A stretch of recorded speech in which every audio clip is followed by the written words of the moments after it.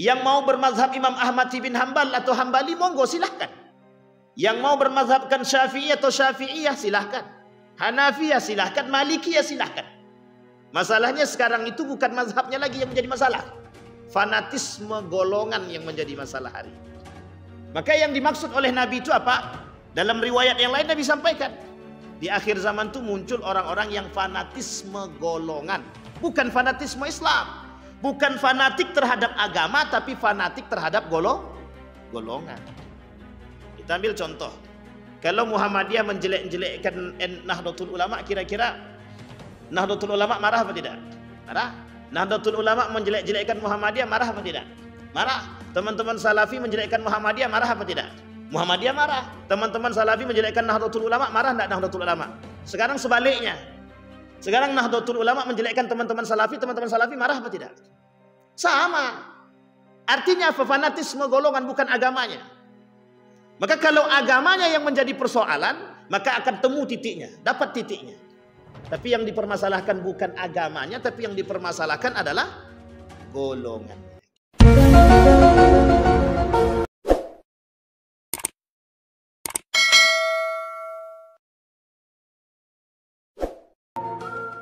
Asyhadu an la ilaha illallah wahdahu la syarika lah wa asyhadu anna Muhammadan abduhu wa rasuluh la nabiyya ba'd.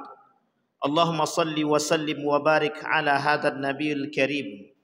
Allahumma salli ala Muhammad wa ala ali Muhammad fil alamin innaka Hamidum Majid. Ya ayyuhalladzina amanu taqullaha wa qulu qawlan sadida yuslih lakum a'malakum wa yaghfir lakum dhunubakum wa may yuti'illaha wa rasulahu faqad faza fawzan 'azima. Wa qala Allah ta'ala ya ayyuhan nasu taqu rabbakum alladzi khalaqakum min nafsin wahidah wa khalaqa minha zawjaha wa batha minhuma rijalan katsiran wa nisaa'a wattaqullaha alladzi tasaaluna bihi wal arham innallaha kana 'alaikum raqiba. Wa qala Allah ta'ala wa ibadur rahman alladzina yamshuna 'alal ardi hauna wa idza khatabahumul jahiluna qalu salama walladzina yabituna li rabbihim sujjadan wa qiyama walladzina yaquluna rabbana asrif 'anna 'adzaba jahannam inna 'adzabaha kana gharama innaha sa'at mustaqarra wa muqama. Shadaqallah. Puji syukur kehadirat Allah atas limpahan rahmat. Senantiasa kita mengucapkan rasa syukur kepada Allah dengan mengucapkan alhamdulillahirabbil alamin. Berselawat kepada Nabi dengan mengucapkan Allahumma shalli ala Muhammad wa ala ali Muhammad fil alamin innaka Hamidum Majid. Bapak Ibu sekalian yang berbahagia, senantiasa kita bermunajat kepada Allah. Mudah-mudahan di maghrib ini Allah berkahi, Allah limpahkan rahmat dan karunia-Nya. Allah jadikan keluarga yang sakinah mawaddah warahmah, anak-anak yang saleh dan salehah, orang tua yang selalu diberkahi oleh Allah Subhanahu wa taala. Amin ya rabbal alamin. Yang tak kalah penting kita bermunajat istiqamah dalam kebaikan dan ketaatan dan istiqamah dalam kebaikan. Amin ya rabbal alamin. Baik Bapak Ibu sekalian yang berbahagia, pada maghrib ini pekan kedua. Kemarin saya tanya sama pengurusnya Bang Ustadz Billy, kira-kira apa temanya? Temanya prahara akhir zaman Ustaz. Ini sebenarnya tema yang entah lagi hangat atau memang entah lagi apa, enggak tahu. Sebenarnya kalau dibilang prahara akhir zaman itu kurang tepat juga sebenarnya. Tapi lebih tepatnya fenomena sebenarnya. Fenomena akhir zaman. Karena memang hadis-hadis itu berbicara demikian. Dalam satu buku berjudul pengarangnya namanya Zaghlul el-Najjar. Zaghlul el-Najjar, agak susah namanya. Orang asli India. Itu menuliskan buku judulnya Ayat-ayat Kosmos. Sudah diterjemahkan ke dalam bahasa Indonesia. Banyak ayat yang berbicara tentang keajaiban Allah, tentang alam semesta. Tetapi di antara ayat-ayat itu banyak juga yang berbicara tentang fenomena-fenomena alam. Termasuklah salah satunya fenomena-fenomena akhir zaman. Salah satu buku yang menjadi rujukan oleh para ulama hari ini adalah itu ada pada kitab Sunan Abi Daud dan Sunan Ibnu Majah. Dalam Sunan Ibnu Majah dan dalam Sunan Abi Daud itu ada pembahasan khusus. Nama kitab pembahasan kitab itu atau babnya disebut dengan Babul Fitan.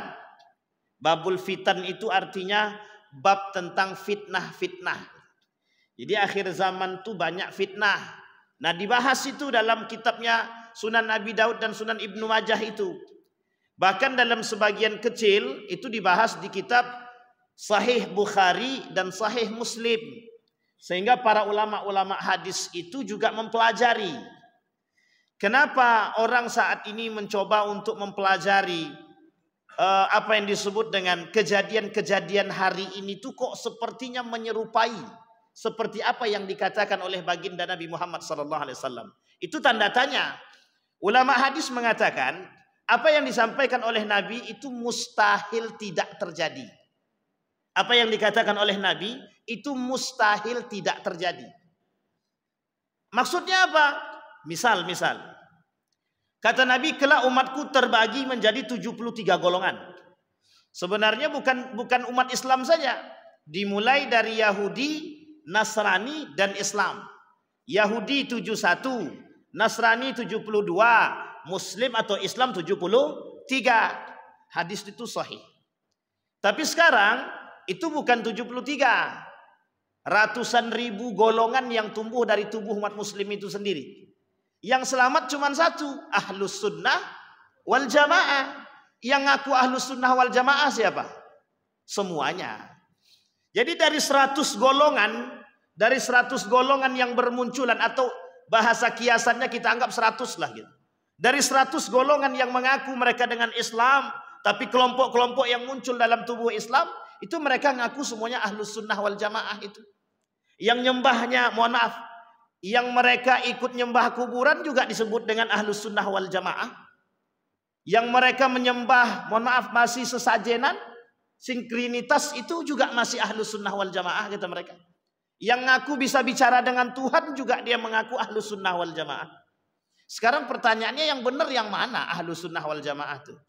Disinilah kata para ulama, belum ada satupun orang yang berani mengatakan bahwa aku ini Ahlus Sunnah wal Jamaah secara mutlak. Tapi ulama memberikan gambaran.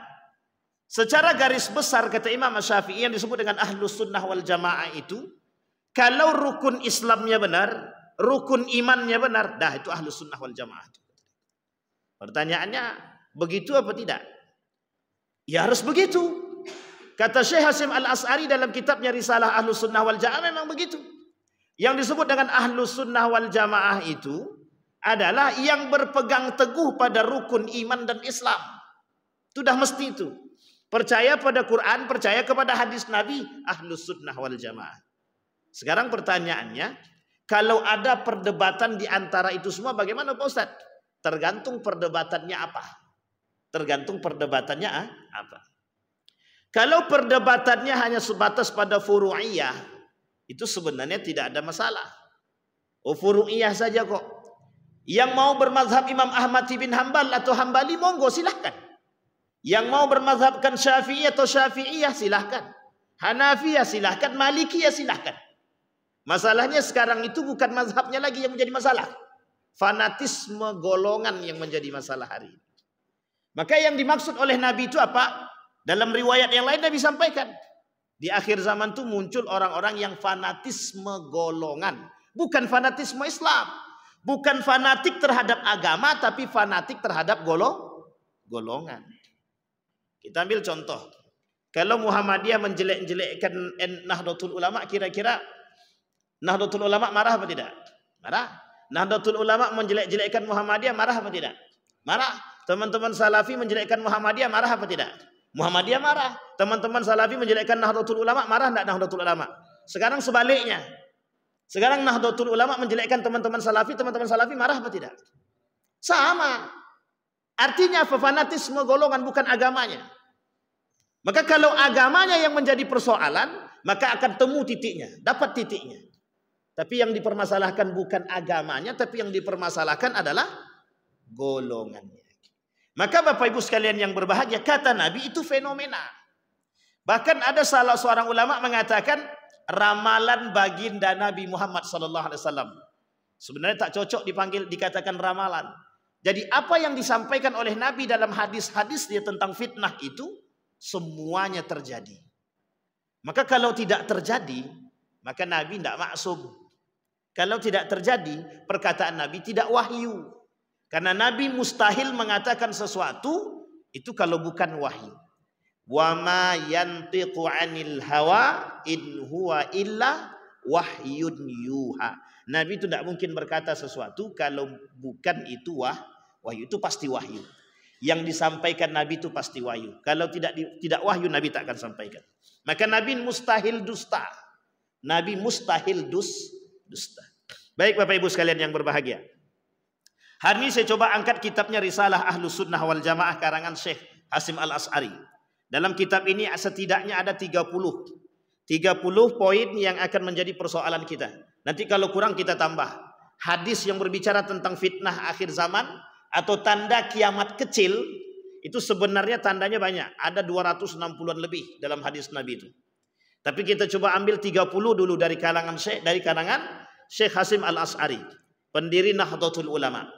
Kata Syekh Hasim Al-As'ari, paling tidak ada 30 tanda datangnya hari kiamat atau disebut dengan fitnah akhir zaman, atau disebut lagi bahasa lainnya prahara akhir zaman, atau disebut dengan fenomena-fenomena yang muncul sebelum datangnya 10 tanda kiamat besar. Dia tanda kiamat besar itu dalam kitab Armageddon itu ada 10. Ada 10. Kalau dah datang 10 ini tinggal tunggu saja berarti.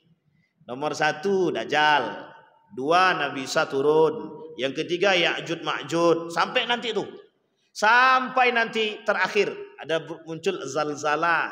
Kalau sudah zalzalah gempa dunia itu tinggal tunggu aja lagi. Tak usah bersyahadat lagi, tak perlu. Karena tak sempat lagi nak berpikir syahadat itu, tak sempat. Orang semua sudah menunggu, mencari, tak sempat lagi mana mobil saya, mana rumah saya, tak sempat. Karena semua orang sudah kalang kabut untuk mencari keselamatan. Yang jelas pada masa itu tidak ada yang selamat. Tidak ada satupun yang selamat. Baik Bapak Ibu sekalian yang berbahagia. Apa kata beliau? Fi dzikri imarati iqtirabis sa'ah. Tanda-tanda kedatangan hari kiamat atau fenomena hari kiamat. Wahiyya katsirah. Itu banyak kata Imam Hasim Al-As'ari, kata Mbah Hasim.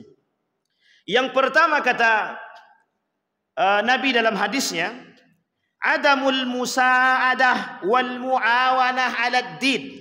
Wa huwa qawluhu ya'ti 'alan nasi zamanun as-sabir 'ala dinihi kal qabid 'alal jamri.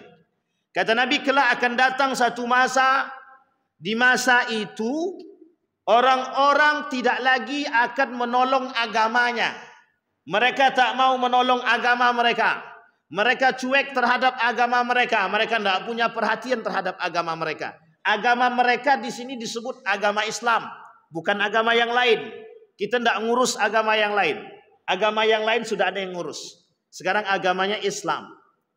Tapi kemudian kata Nabi, hina idin, ketika itu kata Nabi, orang-orang yang memegang agama, orang-orang yang sedang memegang agama, itu seperti orang yang sedang memegang bara api.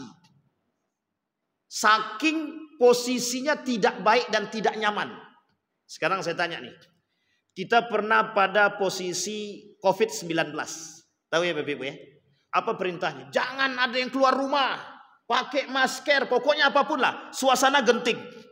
Kira-kira ada enggak yang mau keluar rumah tuh? Sudah mulai takut semua. Kalau aku keluar tersebar, mesti aku mati. Dah yakin semua pakai cepat mati itu. Pokoknya jangan ada yang ke masjid. Masjid tutup. Semua tutup masjid. Karpet lipat karpet. Semua perintah. Padahal ketika itu belum kiamat itu. Itu baru COVID. Tapi ketakutan manusia terhadap keadaan tersebut sedemikian rupa. Penyakit itu kata Nabi 100 tahun akan datang itu. Dalam riwayat, tapi lemah riwayat ini. Setiap 100 tahun akan datang penyakit-penyakit yang serupa yang mematikan.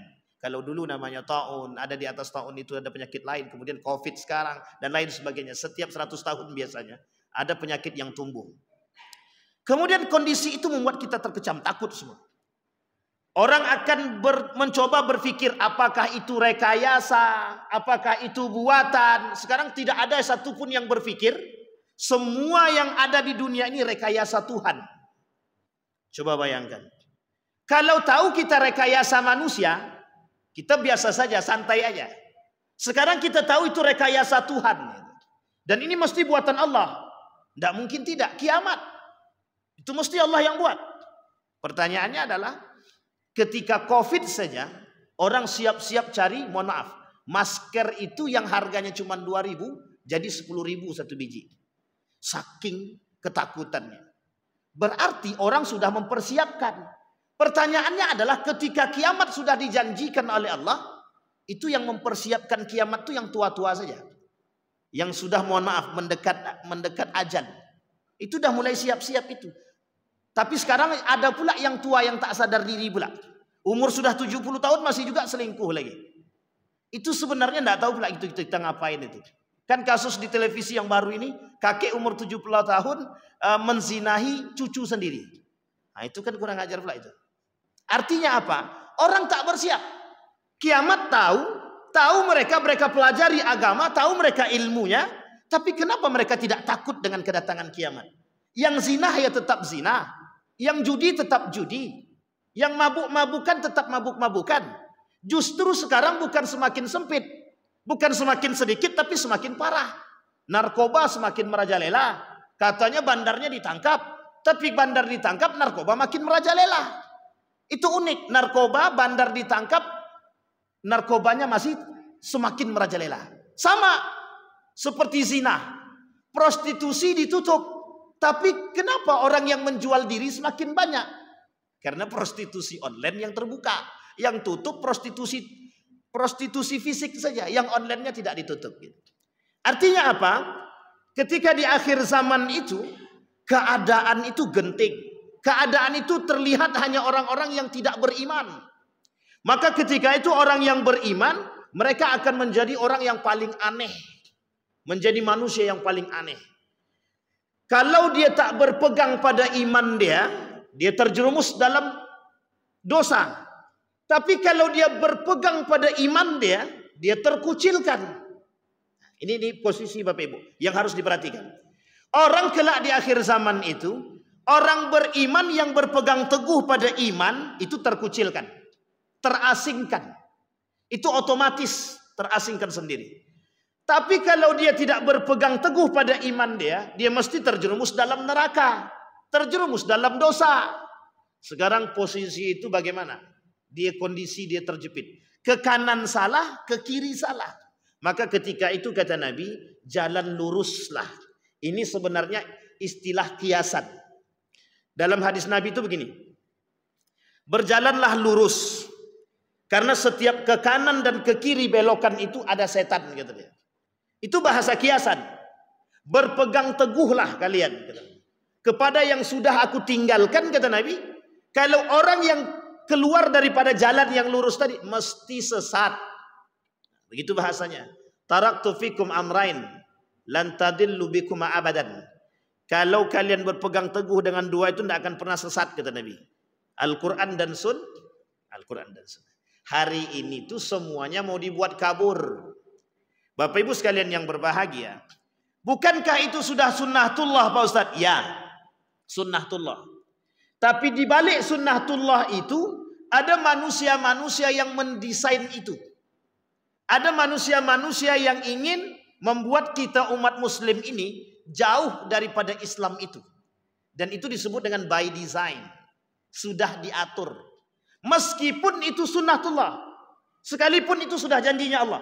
Tetapi satu sisi manusia tahu, yang mempelajari tahu, maka mereka buat itu desain. Kita ambil contoh. Apa contohnya orang-orang yang menjauhkan kita daripada Islam? Contohnya adalah kita disuruh mengamini perbuatan-perbuatan yang tak benar. Misal. Tasabbuh. Ada artinya tasabbuh. Tasabbuh itu menyerupai kafir Quraisy.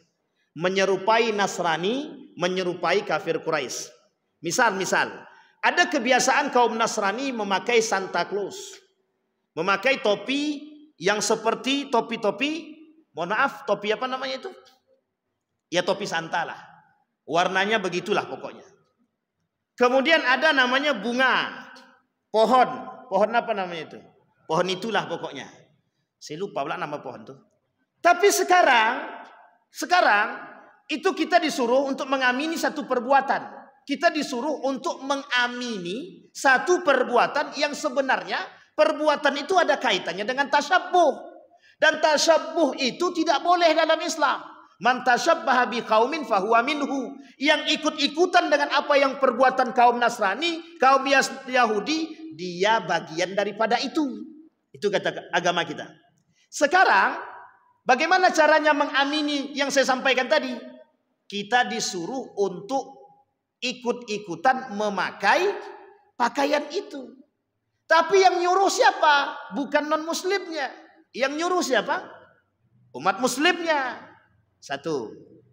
Apa dalilnya? Apa dalihnya? Apa alasannya? Apa argumentasinya? Argumentasinya adalah toleransi. Sampai di sini paham? Baik Bapak Ibu. Jadi cara menjauhkan agama dari kita itu secara perlahan. Maka kelak akan begini bahasanya. Apa bahasanya? Kelak begini. Salat di rumah bagi laki-laki dan salat di masjid itu sama. Dan tidak berdosa. Kalau laki-laki tidak salat di masjid itu tak ada dosa. Ini coba bahasa ini tolong diperhatikan baik-baik. Apa yang terbenam dalam otak laki-laki? Oh ya udah kalau gitu. Nggak apa-apa berarti kami salat di rumah saja. Yang penting kan yang penting salat. Kira-kira nilai berkah masjid hilang apa tidak? Hilang. Sedikit demi sedikit orang hilang dari masjid. Kenapa? Karena pemahamannya enggak apa-apa sholat di rumah. Yang penting kan sholat. Satu. Sampai di sini paham Bapak Ibu ya? Perempuan juga sama. Bagaimana caranya untuk perempuan biar mohon maaf agak sedikit jauh daripada agama? Si anu tuh sholat 5 waktu di masjid. Akhlak dia kayak setan kata dia. Itu yang tak pernah sholat, adabnya baik.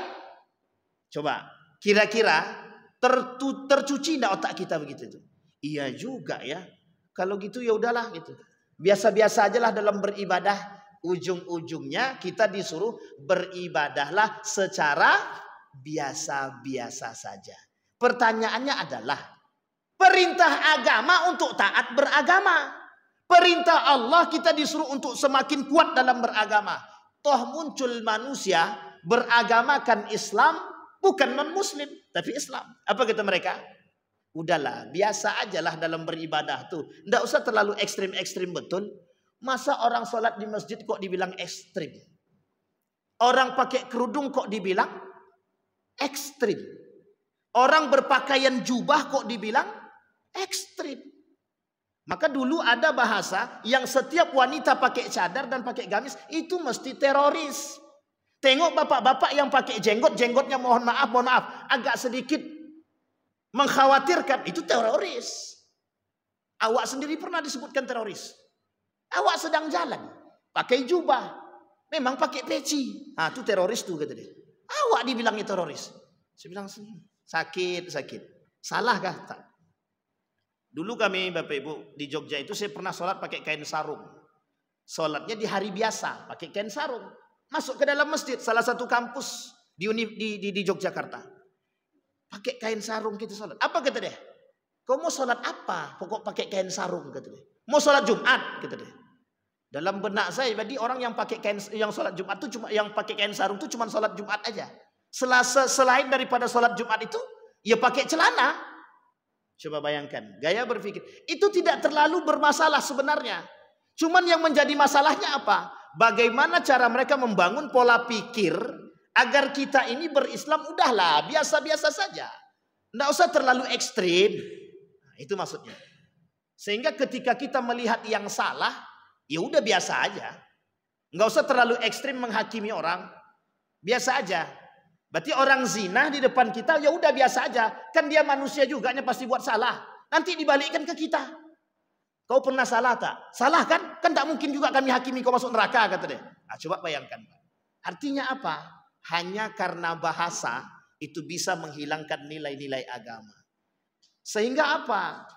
Umat muslim tidak menjaga nilai agama. Justru umat muslim menghancurkan nilai-nilai tersebut. Kita rajin sedekah, dibilang sok dermawan. Kita rajin sholat, dibilang sok soleh, sok alim. Kita tak sholat, dibilang penghuni neraka. Sekarang apa yang betul sekarang nih? Makanya kata mereka, udahlah, tengah-tengah, biasa aja dalam beribadah tuh, nggak usah terlalu ekstrim. Nah ini saya tak sejalan Pak. Ini cara mereka untuk menjauhkan. Sehingga Bapak Ibu sekalian yang berbahagia, yang dimaksudkan oleh oleh hadis Nabi tadi, kata Nabi akan datang satu masa di mana orang-orang Muslim itu, orang-orang beriman, ketika mereka berpegang teguh dengan keimanan mereka, itu mereka terasingkan. Kenapa? Karena orang Islam tidak suka dengan gaya mereka. Sebenarnya bukan asing di dunia non-Muslim, tapi asing di telinga umat Muslim. Kita ambil contoh fenomena kita yang sudah sangat familiar hari ini. Bapak Ibu sekalian yang berbahagia, hari ini kan fenomenanya lagi rame-ramenya itu. Kedatangan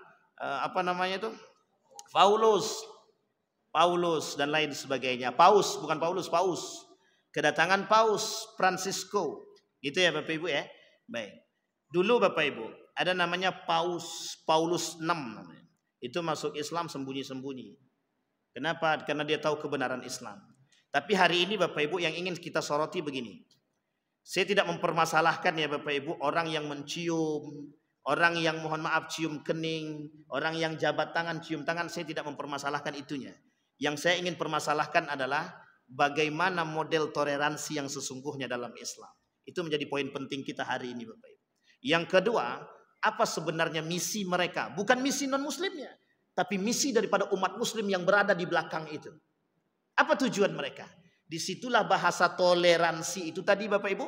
Bahasa toleransi itu dibalut, dikemas. Dengan apa? Dengan gaya seperti itu. Dalihnya adalah toleransi. Tapi sebenarnya bukan toleransi. Sebenarnya di belakang itu ada maksud. Apa namanya? Tashkik. Tahu Bapak Ibu tashkik?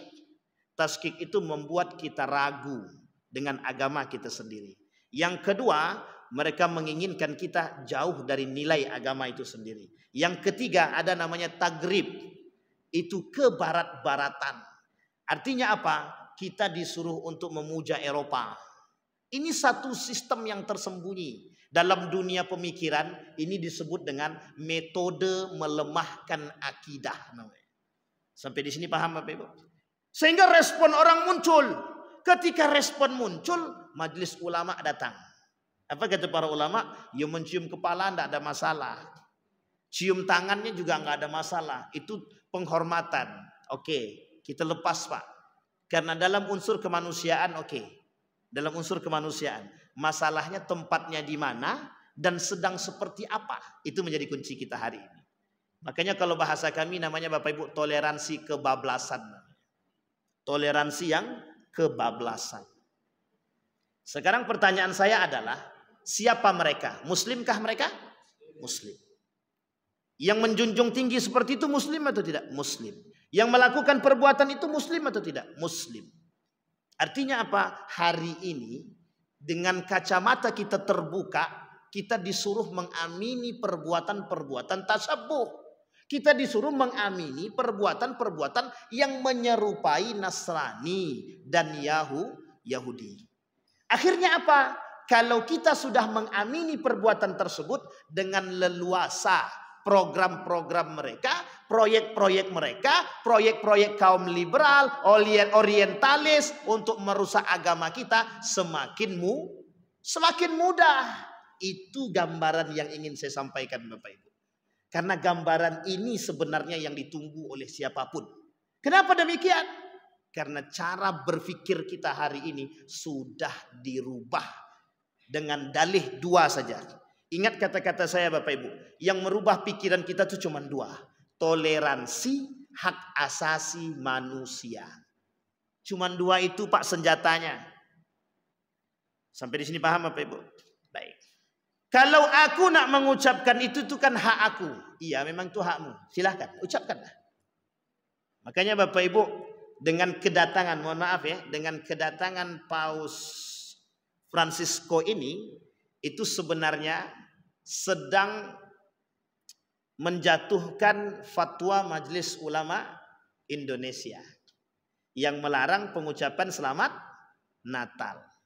Jadi Majelis Ulama itu sudah mengharamkan fatwanya, sudah keluar fatwanya, haram mengucapkan selamat Natal bagi Muslim kepada non-Muslim. Sekarang itu mulai nampak bisa jadi terbantahkan. Kenapa?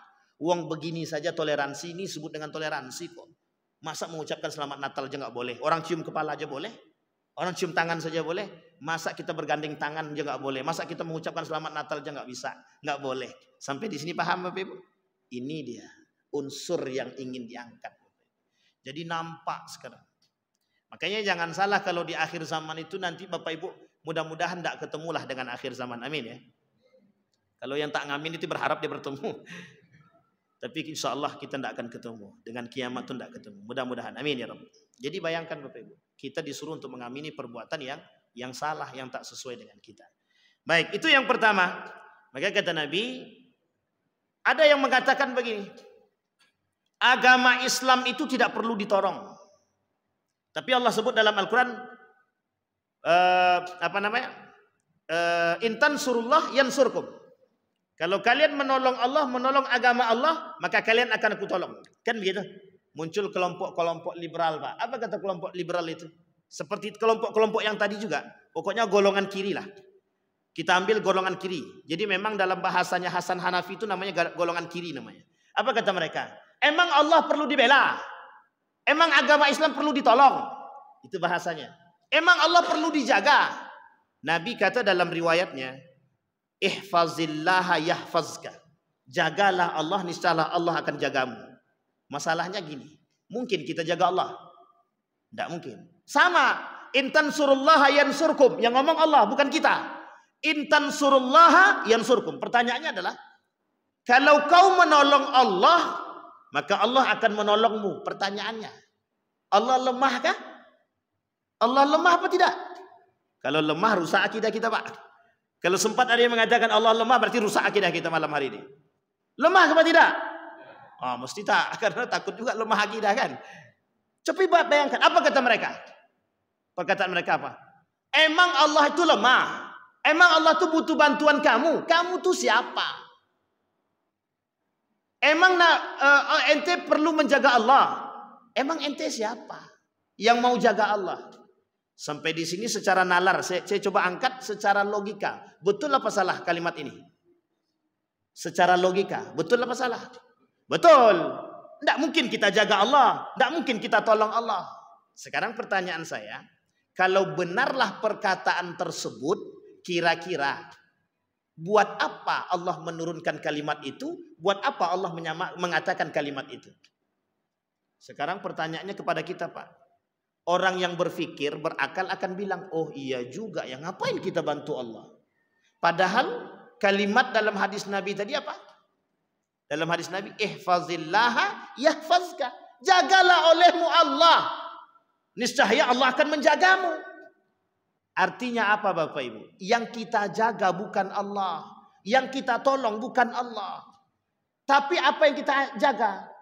Ajaran-ajaran Islam yang diajarkan oleh Allah, yang diajarkan oleh agama kepada kita.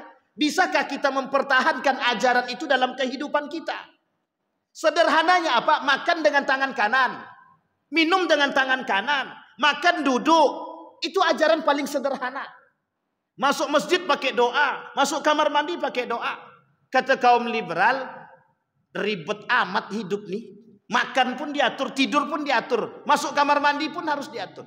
Sekarang pertanyaan kita, kalaulah gaya berfikirnya seperti itu, mudah atau tidak bagi mereka untuk merusak pola pikir anak muda kita hari ini? Besok tak ada lagi yang masuk kamar mandi pakai doa itu. Tidak ada lagi masuk masjid pakai doa.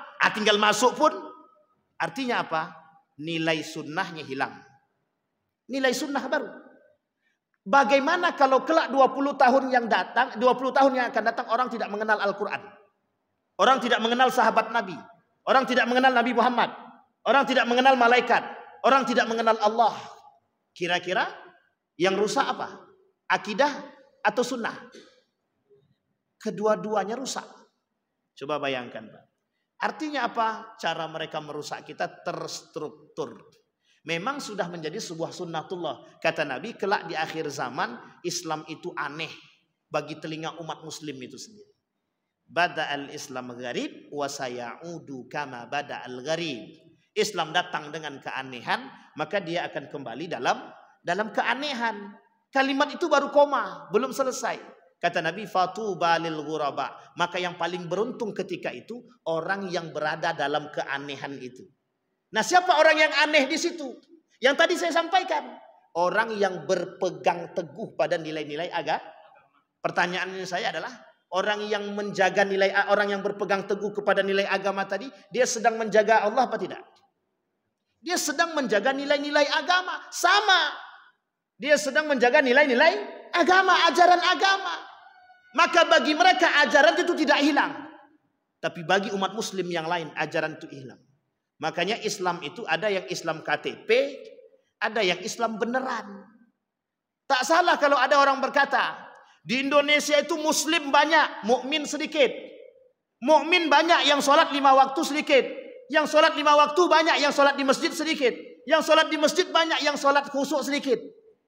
Kalau diurut lagi, tinggal imam sama makmum aja lagi. Satu imam, satu makmum. Ujung-ujungnya begitu, Pak. Artinya apa? Artinya keadaan kita, fenomena hari ini, kata Nabi, itu fenomena-fenomena hari ini, itu menunjukkan akan kedekatan atau akan akan dekatnya hari kiamat. Artinya kalau ini sudah terjadi, itu kiamat semakin dekat. Saya tak mengatakan kiamat besok, karena tidak mungkin bagi kita untuk mengatakan kiamat besok. Kenapa? Karena kiamat itu urusan Allah. Inna sa'ah la'atiyatun la raiba fih. Kiamat pasti datang, tidak ada keraguan. Yang menjadi masalah adalah waktunya yang tidak tahu. Siapa yang tahu? Hanya Allah. Nabi saja tak tahu, apalagi kalau kita tahu berarti kita sudah mengaku jadi lebih daripada Nabi. Baik, itu yang pertama. Maka Bapak Ibu sekalian yang berbahagia, hari ini kita punya tugas berat. Tugas kita sangat berat sekali. Apa itu? Menjaga akidah dalam rumah tangga. Qu anfusakum wa ahlikum nara. Orang yang terjerumus dalam akidah yang rusak, orang yang terjerumus dalam iman yang rusak, itu menyebabkan mereka akan masuk ke dalam neraka. Sehingga mohon maaf Bapak Ibu, tergantung posisi mereka. Kalau mereka tidak sholat, itu nerakanya neraka sakar. Tapi kalau mereka mengkhianati sholat, mereka mengkhianati huru hara ini, mereka mengingkari sunnah Nabi, mereka mengingkari hadis Nabi, mereka mengingkari sholat, puasa, zakat, maka mereka munafik. Nah, orang-orang seperti ini, mohon maaf, orang-orang seperti ini bukan lagi tidak menjalankan, tapi mereka sudah mengingkari. Kalau sudah mengingkari, berarti tandanya mereka munafik. Kalau munafik di mana tempatnya? Neraka. Di mana, Pak? Di kerak neraka apa? Di neraka jahanam. Jadi munafik itu nerakanya innal munafiqin innallaha jami'al munafiqina wal kafirina fi jahannama jami'an. Jadi orang munafik itu dan orang kafir akan dimasukkan ke dalam neraka jahanam. Yang pertama kali masuk siapa? Kafir apa munafik? Kalau melihat kepada ayat tadi, yang pertama kali masuk orang munafik. Jadi Bapak Ibu, orang munafik itu lebih berbahaya daripada orang kafir. Kafir itu nampak jelas dia. Musuh kita kafir itu jelas. Sekarang kalau dia munafik, nampak apa tidak? Na'udzubillah min zalik, Pak. Na'udzubillah, jangan sampai di dalam masjid ini ada yang munafik. Na'udzubillah min zalik. Ini sudah kita bahas, Pak, masalah munafik ini di Masjid Al-Irham. Sudah mau khatam pula lagi. Oh, belum lagi, Pak. Masih jauh pula lagi. Munafik itu banyak banyak cirinya. Paling tidak kata Dr. Ed Al-Qarni 30 tanda orang-orang munafik. Jadi berat, Pak. Jadi ujian kita hari ini apa? Sebenarnya ujian kita hari ini adalah kita sedang berjihad melawan saudara kita sendiri. Yang kita lawan apa? Jihad apa? Jihad akidah hari ini. Jihad akidah, jihad iman. Jadi kalau tidak kuat akidah kita yang goyah. Iya juga ya. Gitu. Ujung-ujungnya nanti ada ujung-ujungnya itu, Pak. Ujung-ujungnya itu hubbud dunia, cinta cinta dunia. Itu ujung akhirnya. Makanya kata Nabi, kelemahan kita adalah kelemahan umat muslim kelak di akhir itu adalah hubbud dunia, kecintaan mereka terhadap dunia. Ini menjadi persoalan kita hari ini. Yang kedua, yang terakhir sebelum kita tutup. Kata Nabi yang kedua, yakunu fi akhir zaman ubadun juhal. Akan terjadi di akhir zaman itu, kata Nabi, ubadun juhalut. Akan bermunculan para orang-orang ahli ibadah tapi mohon maaf, bodoh. Ubadun juhalut. Orang-orang bodoh, orang-orang beribadah tapi insyaallah lain waktu kita spesifikin tuh Pak. Biar nampak dia. Biar tahu Pak. Hari ini kan tukang buat fatwa sudah banyak. Kalau dulu yang buat fatwa itu zaman para salaf itu syarat bisa memberikan fatwa itu banyak syaratnya. Harus hafal Quran, hafal hadis minimal 6.000 itu minimal ya, 6.000. Itu 6.000 itu minimal hafal hadis. Saya mau tahu hari ini ada enggak manusia yang hafal 6.000 hadis itu? Jangankan hari ini Pak. Pada masa ulama, pada masa 4 mazhab itu sulit sekali mencari ahli di bidang hadis yang hafal 6.000 itu sulit. Jadi jangan pernah remehkan 4 mazhab itu. Imam Ahmad bin Hanbal, Imam Abu Hanifah, Imam Malik, dan Imam Asy-Syafi'i. Jangan pernah remehkan. Orang-orang seperti itu tingkat kecerdasan mereka sudah diakui dunia. Jadi jangan pernah anggap remeh mereka. Apa yang mereka sampaikan bukan tanpa dasar. Dan sekarang bermunculan manusia mohon maaf. Baru belajar dia 1 tahun, 2 tahun, 3 tahun sudah menjadi ahli padahal syarat untuk menjadi seorang mujtahid, syarat untuk menjadi seorang yang bisa berfatwa untuk diri dia sendiri, itu dia mujtahid. Seorang mujtahid itu syaratnya harus hafal Quran, hafal tafsir, hafal hadis, minimal 6.000, bisa bahasa Arab. Sekarang bahasa Arab tak bisa, hadis tak banyak hafal, Al-Quran boro-boro, baca belepotan, sudah jadi ahli fatwa. Itu muskilah kita, itu yang disebut oleh Nabi. Kata Nabi, ubadun juhalun. Kata Allah dalam Al-Quran, hal yastawil ladzina ya'lamuna wal ladzina la ya'lamun. Samakah orang yang tahu dan tak tahu? Tak sama. Orang beribadah dengan ilmu itu nilai pahalanya lebih tinggi jauh daripada orang yang beribadah tanpa. Yang terjadi apa kalau mereka beribadah tanpa ilmu? Nonsen. Dia tak bermanfaat ibadah yang dia lakukan. Yang menjadi masalah adalah kalau cuma sekedar tidak bermanfaat mungkin. Tapi kalau yang menjadi masalah adalah ketika dia beribadah tapi dia tak tahu ilmunya, ternyata salah. Itu yang menjadi masalah. Kau sholat apa sekarang? Sholat maghrib. Berapa rakaat? 4 rakaat. Nah, itu kan menjadi masalah tuh. Baik Bapak Ibu sekalian yang berbahagia. Lebih detailnya kita coba kaji lain waktu kalau kita ketemu lagi dengan izin Allah. Mudah-mudahan apa yang bisa saya sampaikan di maghrib ini bisa menjadi pedoman bagi kita untuk kita berjaga-jaga di akhir zaman. Mudah-mudahan kita bisa selamat dari fenomena-fenomena dan kita bisa menjadi orang yang istiqamah dalam ibadah dan akidah kita. Amin ya rabbal. Fa'tabiru ya ulil absar la'allakum tuflihun. Assalamualaikum warahmatullahi wabarakatuh.